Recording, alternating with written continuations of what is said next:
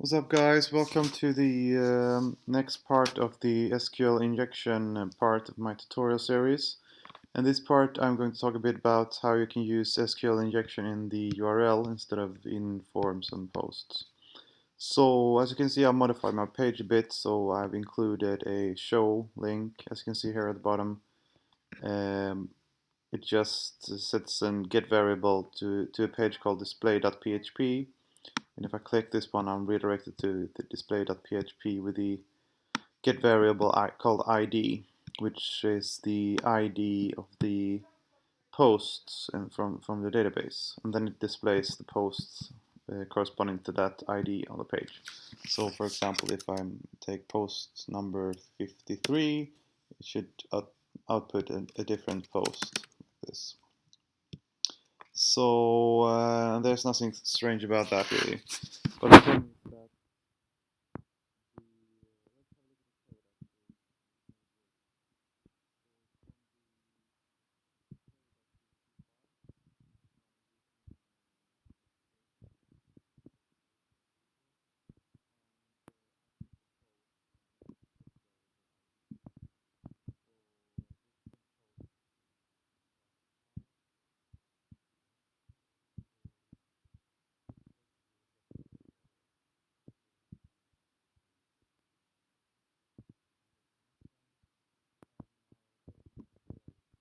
like this. So as you can see right now, there is no relocation to string, and I'll discuss some problems with that later on. And then I select from database that corresponds to that ID, and I output them in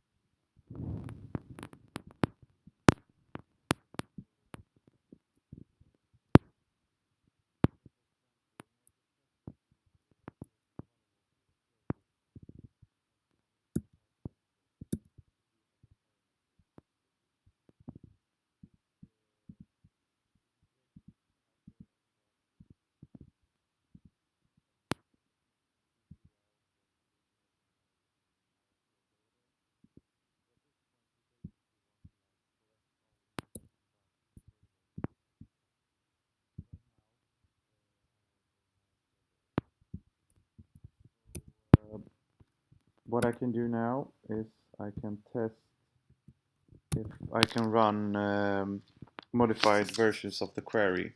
So for example, I can type like this or 1 equals 1 in order to see if we get any errors or complaints. And as you can see, I don't get an error, so this page is definitely vulnerable to SQL injection. So as you can see also, in this particular case, it was a bit even better because it outputs all the data from the post from the guest book. So and we can like try other combinations as well, like for example use and 1 equals 0, which is always false, so we shouldn't get anything at all. So yeah, it's this is vulnerable. So what I do next, we want to get information, because at this point the hacker doesn't know anything about the actual database. He doesn't know what tables it have, how many tables it have, what the column names are, and so on. So we want to find out that information in order to build a malicious SQL attack. So right now we want to figure out first how many tables there are in the database. And we can do that by typing like this. Union select, and then we type 1, 2, 3, 4, 5, a couple of numbers like this. And we try running it. So we get an error message, and that means that there are less than 8 tables in the database. So we'll just try and decrement the numbers until we get a bit more information about it.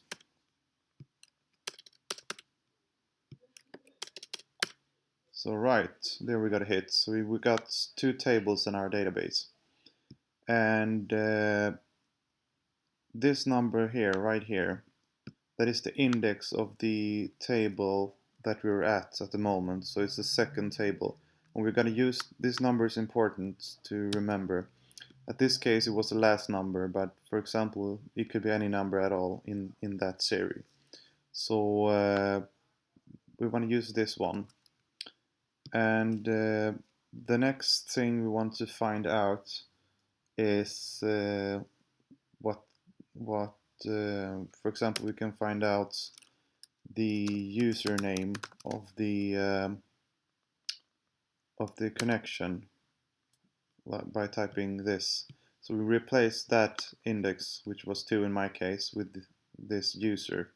If it was an MS SQL database, we would type like username like this. So we know that our user is root at localhost. And one funny thing, if we type like this, we also get the database name, which is the guestbook DB.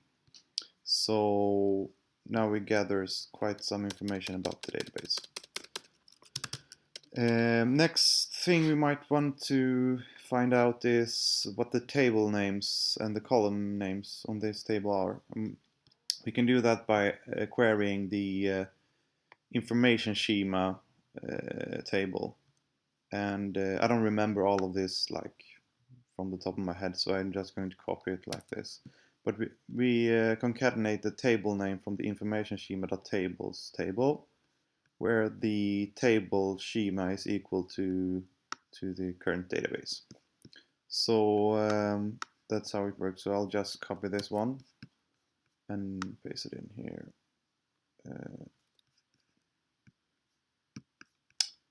After the static query, like this.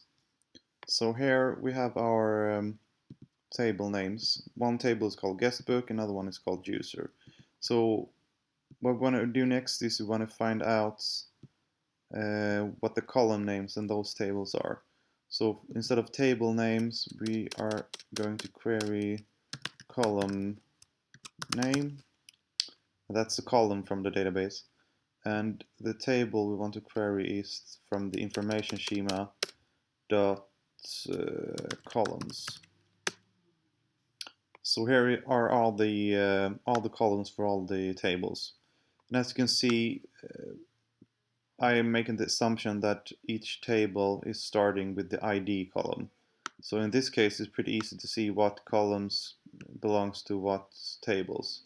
So for example, ID and post is from the guestbook table, and ID, username, and password is from the user table.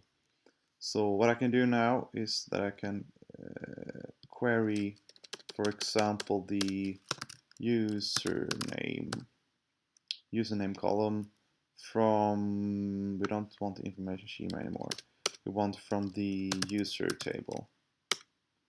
So here are all my users, which is just one by the moment. And for example, we also want to query the password, which is this one. And this is one of the reasons that you shouldn't save your password in plain text in the database. You should always hash them, because if you do have SQL vulnerability to your website, you will be able to get all the passwords and usernames like this. So that's not a good thing though.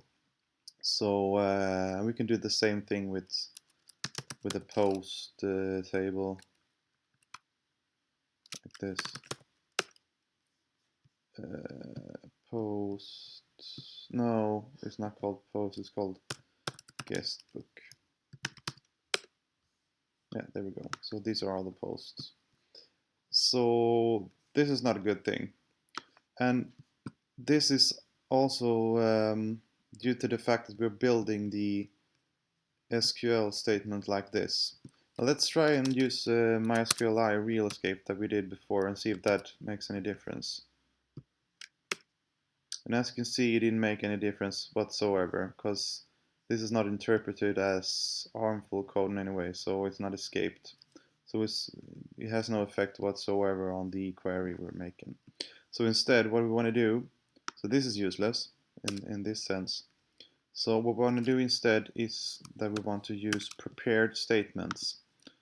And prepared statements are basically existing in every web language like ASP.NET and all of those. So you should always use prepared statements if they're existing in the language you're using, because of, yeah, mainly because of this reason. So what do? We build like an SQL query when instead of ID we put a question mark, and then we bind.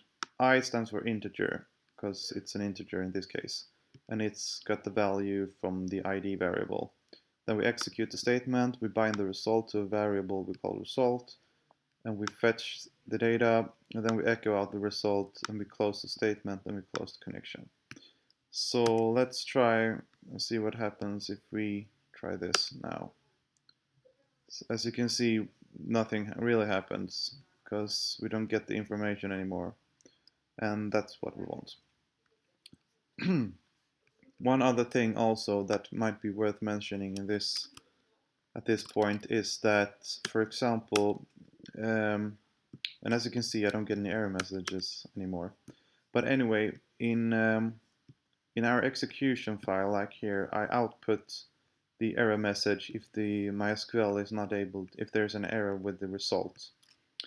And this is great for debugging purposes during development, but in the working environment, on the actual server, this is not a good thing. So that's also why you should remove all the error messages before you publish your website, because we don't want the hacker to be able to get, we want the hacker to be able to get as little information about the website and domain as possible.